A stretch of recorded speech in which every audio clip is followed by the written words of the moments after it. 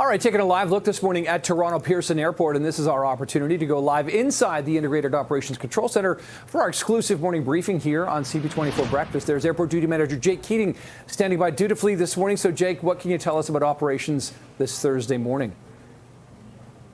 Morning, Nick. So far, so good here. We got about 121,000 passengers coming through.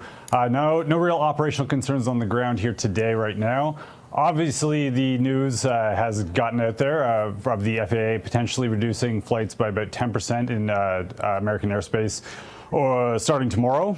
So we're starting our preparations on how we're going to be responding to that. But so far today, no impact, and we're in good shape for the remainder of today, at least. Okay, Jake, so about that, that could have an impact because, sometimes, you're taking a flight from A to B to get to C. You may start at Pearson, but then, that B flight gets canceled. So what do passengers flying in and out of Pearson know, if this does, in fact, happen? And it's very likely that it will because that government shutdown seems to be going nowhere south of the border.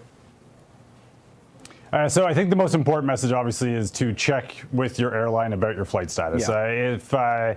If you are flying through a U.S. carrier or with a U.S. carrier, check with them, check their website, check the Toronto Pearson website to find out your flight status, because that's going to be the most important and up-to-date information that you're going to get there. Unfortunately, each airline is going to probably respond to this a little bit differently. It's a kind of a blanket 10% on American airspace, right? So it's not going to impact any one station more than another.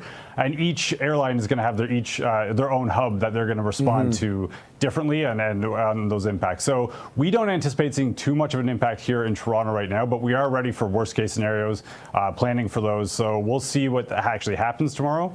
But a 10% decrease is kind of the equivalent of a medium-sized storm hitting some of these stations, right? So, for 10% of U.S. flights coming from New York, that's roughly about 4 flights a day. So hopefully we don't see a major impact, but again, we are ready for those when they come, and we'll be watching the news just like everyone else. We certainly will. Okay, well, thanks for putting that in perspective for us, Jake. And yeah, I guess we'll let you go now so you can get to that planning. We'll talk tomorrow. That's Jake Keating, Airport Duty Manager at Pearson.